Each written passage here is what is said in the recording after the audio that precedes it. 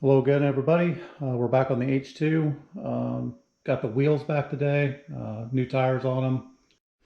Looks like they did a pretty good job on them. I don't see any obvious dings on the wheels. Whatever it is, it's better than I would have done here with a pair of vice grips and a couple pry bars. But I don't see anything obvious on them. I got to clean them up a little bit. I'm going to change the rotor while I've got the wheel off. I'll change the rotor locks and the bolts also. So you can see my original rotor has just got a bunch of grooves in them. It's hard to tell with the lighting a little bit, but it's definitely grooved up. So there's my replacement rotor. I've already checked the size.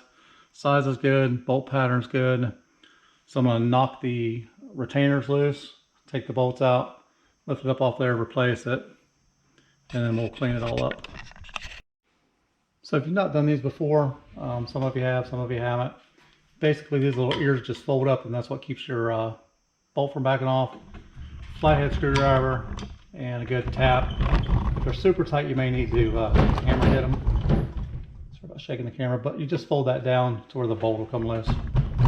And again, all that's doing is keeping the bolt from backing off. They shouldn't be super hard to do.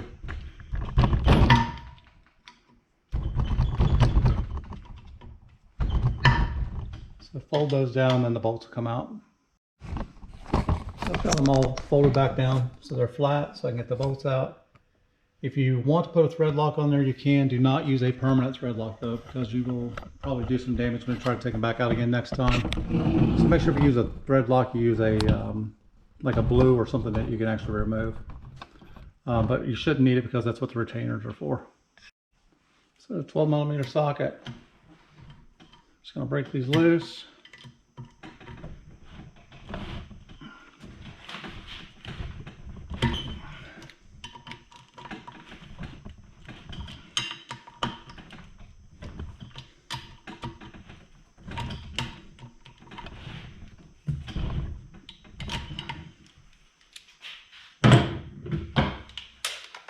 And run them out with my gun.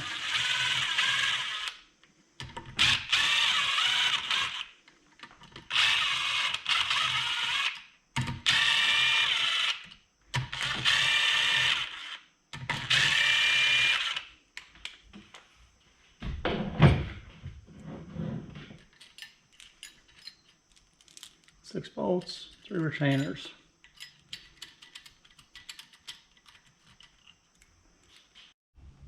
So the next thing I want to take this off, I popped on cups of nitrils just because there's a lot of brake dust down underneath here. Plus sometimes there's a lot of grease that gets on the inside of the axle, or from the axle. I'm going to lift this up and I'm going to tilt it around my speedometer. That way it comes up off there, and again, just a lot of brake dust and stuff. So I cleaned off all the big stuff while I had it off, cleaned up my spokes a little bit. That's a pain in the butt. Just going to take a little piece of emery cloth, and just where I've got these discolorations, I'm just going to hit it so I got a nice clean surface for it to match up to. I'm not digging into it or anything. I'm just getting anything that might be surfaced, any type of little chunks or anything that may be sticking out on it.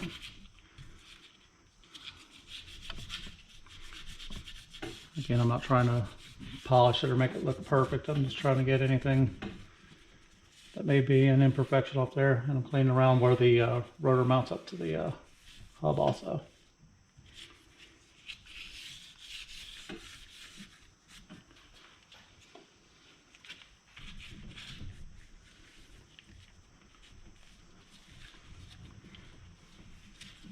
Okay. So now that I have this off, I can get it a little closer to the camera. So you can see it's really shiny and a lot of grooves in it. The grooves aren't really deep. This can probably be turned. I don't know if machine shop around here can turn it, or if the local bike shop could or not. I'll probably stick that on eBay. So if somebody out there is looking for one, it'll be on there. But compared to the new one, this one's already been turned. It's got more of a dull look to it, so it's going to grip better. Won't stay like that forever, but at least for now it looks pretty good. So I'm going to take it, I'm going to do the opposite. I'm going to slide it over top of my speedometer so I don't hit it. Drops right on. I'm going to line up my bolt holes. Now looking at the new bolt kit I got versus the old bolts are in pretty good shape. This new kit's obviously just a generic made in Taiwan. Someone's had put together, put the Kawasaki part number on it, but of course it's not actually Kawasaki parts. The original stud feels like it's a Kawasaki part. It's heavier. It's probably a better grade of steel, so I'm going to just clean these factory ones up and reuse those. I am going to use the new retainer clips because they're just aluminum and they're just going to fold over anyhow. So at least those will be new, but I'm going to clean up the bolts and then we'll put them in. Okay, so I've got bolts cleaned up, got my thread lock, again, removable, not permanent, and I've got my retainer clips. Now, these were in a package, as you can see when I got them. So when I got them out of the package, I happened to look, and they're not the same retainer clips. The hole span doesn't match, so luckily the rotor does, but the retainer's not going to. So I'm going to clean these up real quick, and we'll be using the old retainers. Okay, after that slight detour, now we've got our old clips cleaned back up since the new ones won't work. I'm just going to line them up. I'm going to start my bolts. Once I pull a thread lock on, removable, not permanent. I cleaned the threads up really good too, so I got all that oil out of them. I used a degreaser on them.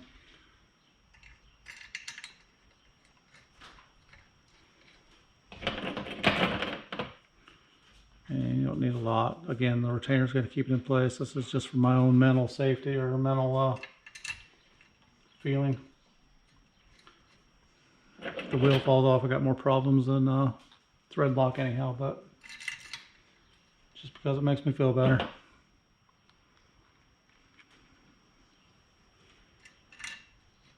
And you don't need to cover the bolt. Again, if you just put a little drop towards the bottom of it, it'll work its way down as you put it in.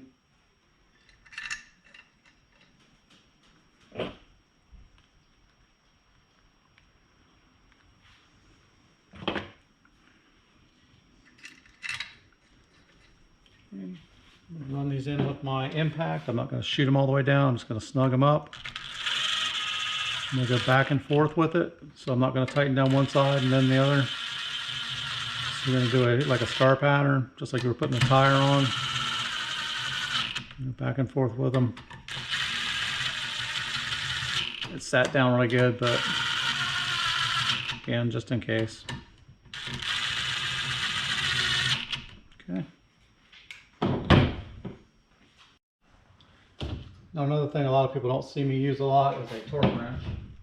But for stuff like this, I use a torque wrench. The torque settings on these are 25 to 33 foot-pounds. So it's kind of not real specific. But again, being a wheel, I'm going to torque them. I'm not going to super tighten them again because they're not clicking yet. So I'm going to do the same thing I just did. I'm just going to tighten them down. Back and forth. Tighten it up evenly.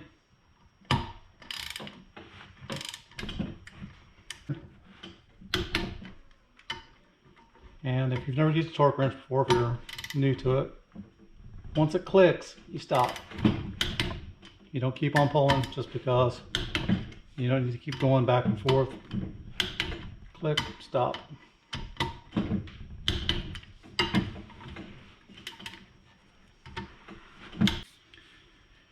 And now I want to make sure my tabs will fold up.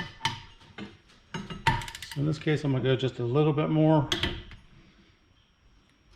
just so I can line my tabs up.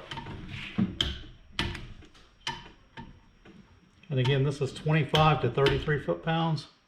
I've got the torque wrench set to 25. So it actually gives me a little bit of room to pull my bolt tool around. If you started at 33, you're going to be cranking them up to 40, 45 before you're done. If you're not careful, you're going to snap something off.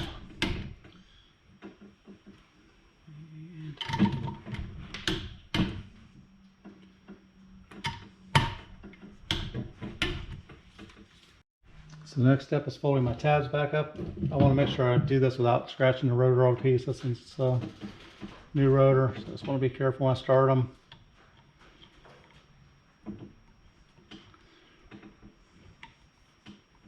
Just going to get them all started first.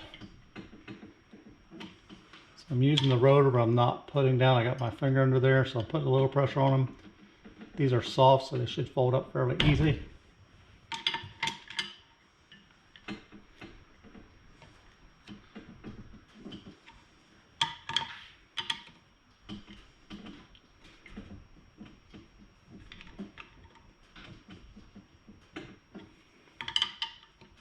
taking a little more time so I don't scratch the rotor all up.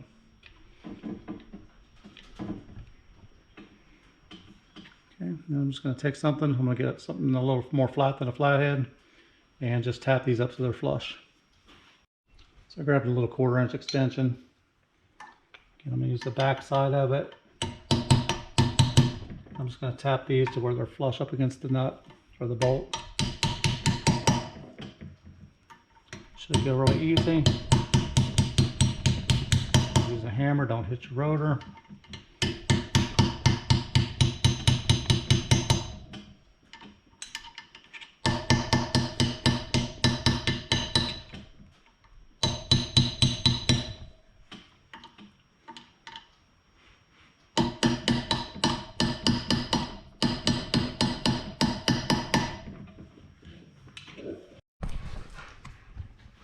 So there's a closer view, and as you can see, I've just folded these up and in. You can fold the second section up if you want to. You don't have to, as long as the rotor's not going to hit, or the not the rotor, I'm sorry, the axle doesn't hit. But you can fold those up in if you want. These were factory folded up a little bit, or whoever put them in last folded them up a little bit. Up to you. Okay, so with the new rotor on, ready to start on the caliper, put the brake pads on. And that should be it for that. If you wanted to, while you had this off, you could paint it or clean it up a little bit more. You can't really see that up in the bike very well. I got a good paint job. The wheels are still shiny. The wheel actually looks like it's painted pretty good, so I don't want to mess it up anymore. Trying to do that, I got to get the old weights off of there, and again clean it up a little bit, and then that'll be ready to put back on the bike.